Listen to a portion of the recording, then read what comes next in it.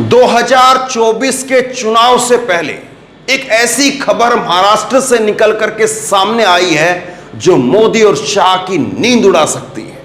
एक बैठक हुई है अजीत पवार के बीच में और शरद पवार के बीच में।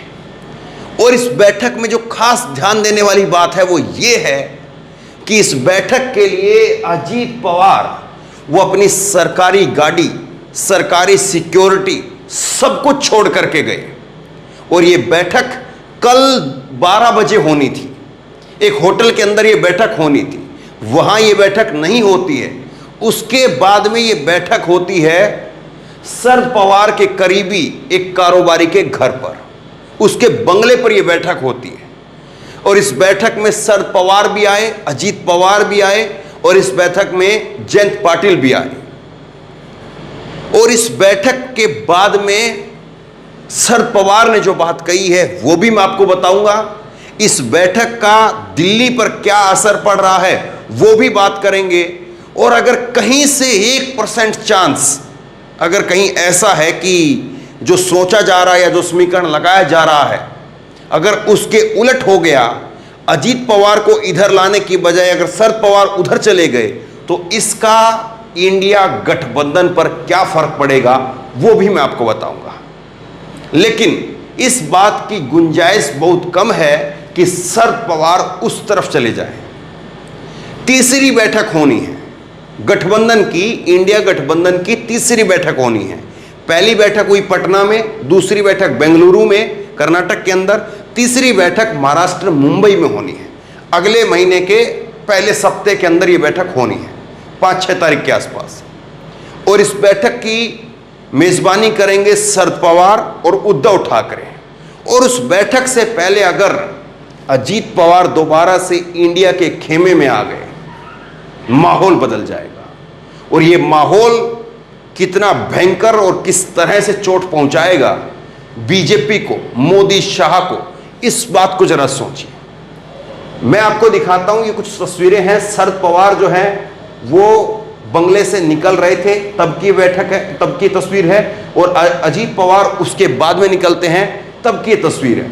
शरद पवार जब घर से निकलते हैं, बंगले से निकलते हैं, तब उनको एक बुके दिया जाता है। वो बाकायदा गाड़ी रोकते हैं, गाड़ी रोक करके बुके लेते हैं। इसका मतलब यह है कि शरद पवार अभी भी वो इंडिया के साथ में ही हैं और शरद पवार के मुताबिक ये बैठक रही। अगर शरद पवार के मुताबिक ये बैठक नहीं रहती तो चिड़चिड़े से होकर के वो निकलते अगर, तो वो गाड़ी रोक करके बुके नहीं लेते। लेकिन यहाँ पर उनकी गाड़ी का शीशा उतरा हुआ आप देख रहे हैं। और फिर उन्होंने यहाँ पर बुके लिया, फूलों का गुलदस्ता लिया और उसके बाद में आगे बढ़ गए। अजीत पवार की जब गाड़ी निकलती है तो सरपट दौड़ती हुई निकल जाती है। अजीत पवार अपनी गाड़ी से, जो पर्सनल गाड़ी है, उससे पहुंचे थे। और जयंत पाटिल वो भी किसी कार्यकर्ता की गाड़ी लेकर के पहुंचे थे। गुप्त जो है इस मीटिंग को रखने की कोशिश की गई थी, लेकिन उसके बाद में खबरें सामने आ गई।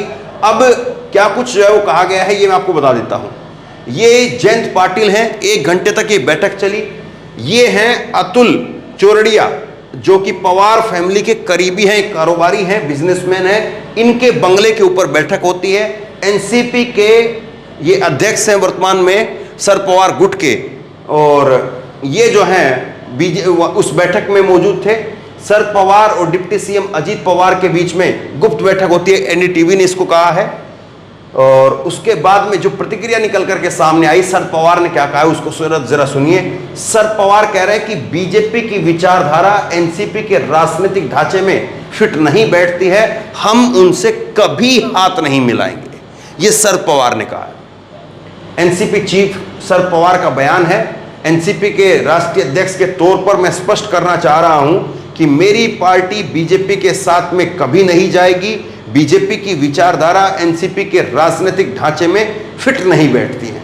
एएनआई ने शरद पवार का बयान छापा, इसमें लिखा है, इस संबंध में हम बहुत स्पष्ट हैं, चाहे सत्ता हो में हो या विपक्ष में हो। जब हम एनसीपी के दोनों गुट एक साथ थे या एक साथ होंगे, एक बात स्पष्ट है कि भाजपा की सोच और विचारधारा हमारे ढांचे में फिट नहीं बैठती हैं। अमर उजाला ने लिखा है, भाजपा के साथ में जुड़ाव राकांपा की राजनीतिक नीति में फिट नहीं बैठता है। एनसीपी के राष्ट्रीय अध्यक्ष के रूप में मैं स्पष्ट करना चाहता हूं कि मेरी पार्टी भाजपा के साथ में नहीं जाएगी। इसमें शरद पवार ने आगे कहा कि कुछ शुभ चिंतक मुझे मनाने में लगे हुए हैं, वो चाहते हैं कि मैं मान जाऊं, लेकिन ये मानने के संकेत शरद पवार के लग रहे हैं या शरद पवार जो है उनको मनाने के लिए लग रहे हैं? क्योंकि अगर शरद पवार को मनाने की कोशिश चल रही होती तो ये बयान शरद पवार के सामने नहीं आते, ये बयान अजीत पवार के सामने आते कि शरद पवार हमारे आदरणीय हैं, हम कोशिश कर रहे हैं, मीटिंग सकारात्मक रही है, जल्द ही कुछ आपको बड़ी खबर देखने को मिलेगी। ये अजीत पवार की तरफ से बयान आता है, लेकिन अजीत पवार की तरफ से बयान नहीं आया। इसका मतलब आप ये मान करके चलिए कि बैटिंग शरद पवार कर रहे हैं, अजीत पवार के हाथ में बॉल है। ये तो एक पहलू हुआ इस खबर का।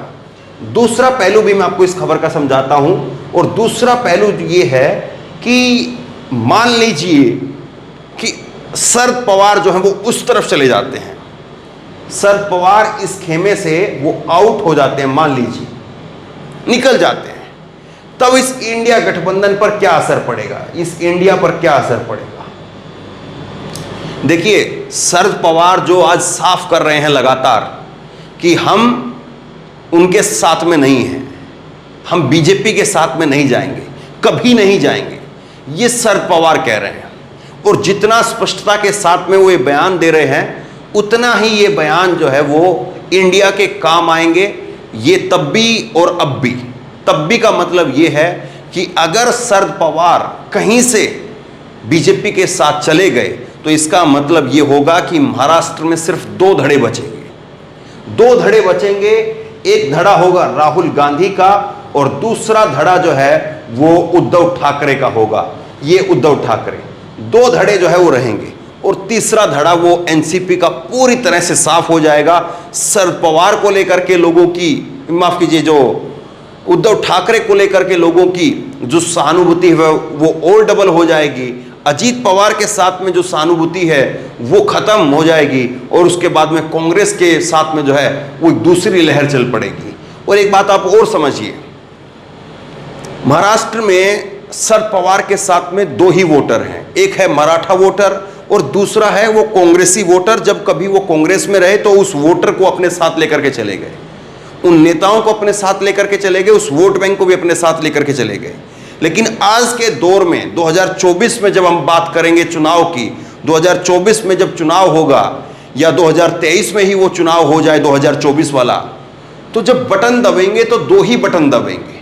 या तो मोदी का साथ देने वाला बटन दबेगा, उस कैंडिडेट के नाम पर बटन दबेगा, उस कैंडिडेट के सामने बटन दबेगा जो मोदी को जिताना चाहता है, या बटन दबेगा उस कैंडिडेट के नाम पर जो मोदी को हराना चाहता है, गठबंधन के साथ में है, इंडिया के साथ में।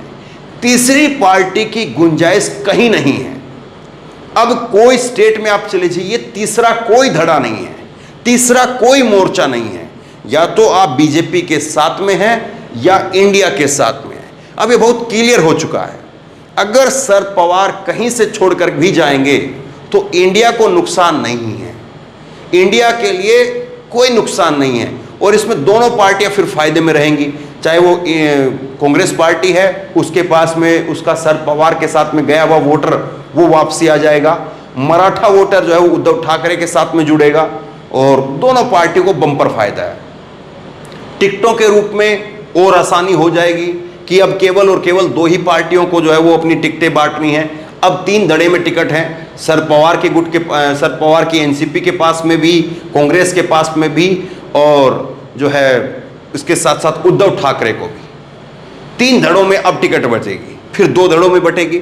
और अगर ये मान करके चलें कि ऐसा नहीं होता है और शरद पवार अपनी आखिरी बाजी वो जीत करके निकलेंगे, क्योंकि शरद पवार की ये आखिरी दौड़ है, ये आखिरी उनका दांवपेच है। अगर शरद पवार यहां पर अपने आप को सरेंडर कर देते हैं, बीजेपी के साथ चले जाते हैं, तो यकीन मानिए कि फिर उनके पास में ना उतनी उम्र बची है, ना उतनी राजनीति बची है कि फिर से कभी जो है वो बीजेपी के खिलाफ वाली राजनीति या विपक्ष की राजनीति वो कर पाए। वो फिर उम्र नहीं रहेगी और ना वो राजनीति बची है, क्योंकि अगर एक बार उधर चले गए अब, तो उसके बाद में 24 में कोई कहीं पर कोई गुंजाइश नहीं है कि वो वापसी आ जाए, क्योंकि फिर विश्वास कोई करेगा नहीं। अब अगर अजीत पवार को शरद पवार वापसी ले आते हैं, तो फिर इसमें एक गेम ये भी हो सकता है, एक चीज ये भी कही जा सकती है कि यहां पर इस गठबंधन में से शरद पवार ने फिर वही खेल चला जो पहले चला था, कि अपने तमाम नेताओं के अपने केस वापसी करवा लिए, केस रद्द करवा दिए, और उसके बाद में शरद पवार ने अपने भतीजे को वापसी ले आए और बीजेपी को बेनकाब कर दिया। मोदी साहब और खुद जो है वो अमित शाह जो है वो बेनकाब हो जाएंगे, क्योंकि अमित शाह जो है हाल के अंदर मैं सुन रहा था, अमित शाह भी महाराष्ट्र के अंदर बोल रहे थे, और अमित शाह कह रहे थे कि दादा अजीत पवार आप बहुत समय बाद में आए हो, लेकिन सही समय पे आए हो और सही जगह पर बैठे हो। इसका मतलब क्या है? इसका मतलब यह है कि खुद अमित शाह की तरफ से मक्खन लगाया जा रहा है। और ये जो शब्द हैं मैं बता रहा हूं आपको, ये शब्द संबोधन शुरू होने से पहले के हैं। हालांकि उस बैठक के अंदर अजीत पवार ने भी कहा कि जो अमित शाह हैं उनका महाराष्ट्र से खास लगाव है, क्योंकि वो महाराष्ट्र के दामाद हैं। अमित शाह की ससुराल है महाराष्ट्र के अंदर, मुंबई के अंदर, तो इस लिहाज से वो बात कह रहे थे।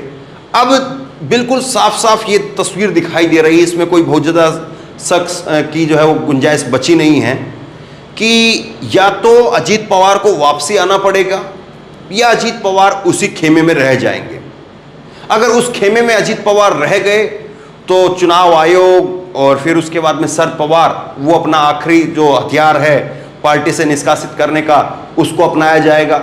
उस खेल में जो है 2024 का चुनाव निकलेगा। लेकिन अब इस बात की गुंजाइश नहीं लगती है कि शरद पवार उस खेमे में चले जाएं। जाहिर तौर पर जो बैठक हो रही है वो अजीत पवार को वापसी लाने के लिए हो रही है। और आज की जो बैठक, कल की जो बैठक हुई है, उसमें खबर यही आ रही है कि एनसीपी के नेताओं के ऊपर जो ईडी सीबीआई के जो केस चल रहे हैं उनको लेकर के बातचीत हुई है। तो क्या इसका मतलब ये माना जाए कि शरद पवार जो है उनकी दिलचस्पी इस बात को जानने में है कि क्या क्या कार्रवाई हुई है, कब तक कार्रवाई होगी और कब तक जो है वो नेताओं के दाग जो धुल जाएंगे, कब तक उनके केस खत्म हो जाएंगे? तो ये आश्वासन जो है वो किस तरह से होगा? बीजेपी अपने पैतरे चल रही होगी। ऐसा नहीं कि बीजेपी हाथ पर हाथ धर करके बैठी होगी, बीजेपी के अपने पैतरे चल रहे होंगे और पूरी कोशिश की जा रही होगी बीजेपी की तरफ से, मोदी अमित शाह की तरफ से, कि अजीत पवार को वापसी ना जाने दिया जाए। लेकिन बीजेपी के हाथ में बहुत कुछ नहीं है। बीजेपी अगर रोक कर रखेगी अजीत पवार को, तो अजीत पवार को ज्यादा सीटें देनी पड़ेंगी, और जितनी ज्यादा सीटें अजीत पवार को मिलेगी, इसका मतलब यह हुआ कि एकनाथ शिंदे की सीट उतनी ही कटेंगी और बीजेपी की सीट उतनी ही कटेंगी। और बीजेपी अगर चुनाव को देखें तो गठबंधन किसी से भी करे, लेकिन वो सीटें देने में बहुत कंजूसी बरतेगी, क्योंकि बीजेपी को पता है कि जो हमारा सांसद रहेगा वो हमारे साथ रहेगा। लेकिन अगर कहीं पर बहुमत का आंकड़ा नीचे गया तो अजीत पवार भी उधर ही मिलेंगे, शरद पवार भी उधर ही मिलेंगे, एकनाथ शिंदे भी हो सकता है उधर मिले। इसलिए बीजेपी पूरी कंजूसी करके, एकनाथ शिंदे हो चाहे अजीत पवार हो, दोनों को कोशिश करके वो समेटने की कोशिश करेगी कि वो इसी खेमे में रहे। अब बहरहाल ताकत जो है वो रस्सा कस्सी दोनों तरफ से खींच रही है। अजीत पवार अपने खेमे में खींच पाते हैं या शरद पवार अपने तजुर्बे से, अपने अनुभव से और अपने आखिरी दाव को जीतते हुए अजीत पवार को अपने खेमे में ला पाते हैं। लेकिन अगर ये सब कुछ हुआ अगले 15 रोज के अंदर अंदर मुंबई में बैठक से पहले तो यकीन मान करके चलिए, पहली बैठक हुई जिसमें एक साथ जो है वो तमाम इंडिया के साथी दिखाई दिए, दूसरी बैठक हुई जिसमें इंडिया शब्द जो है वो सुनाई दिया, इंडिया नाम सुनाई दिया, और तीसरी बैठक वो फिर होगी कि कैसे बीजेपी को अब इंडिया जो है उसके घर में घुस करके हरा रहा है, उसके घर में घुस करके उसके मुंह से निवाला छीन करके ले जा रहा है, जीती हुई बाजी उसको हरा करके जा रहा है। फिर तीसरी बैठक इस मकसद के साथ में और इस एजेंडे के साथ में होगी, इसमें फिर कोई दो राय नहीं। तो बहरहाल जो भी होगा वो मैं आपको जरूर बताऊंगा, लेकिन गुंजाइश जो है वो आज की तारीख में अगर आप तोल करके देखें तो अजीत पवार के इधर आने के हैं, शरद पवार के उधर जाने के मुझे नहीं दिखाई देते हैं। बाकी आपको जो समझ में आता है नीचे कमेंट बॉक्स में जरूर लिख करके बताइए। इस वीडियो को खूब शेयर कीजिए, लोगों तक पहुंचाइए, और इसी तरह की तमाम खबरों के लिए ऑनलाइन न्यूज इंडिया को सब्सक्राइब कीजिए। साथ में जो बेल आइकन है, घंटी है, उसको जरूर दबाइए, ताकि जैसे ही कोई खबर अपलोड करें उसकी नोटिफिकेशन सीधे सबसे पहले आपको मिल सके। और अगर ये वीडियो फेसबुक पर देख रहे हैं तो फेसबुक पर हमारे पेज को लाइक कीजिए, फॉलो कीजिए और इस खबर को शेयर कीजिए। धन्यवाद।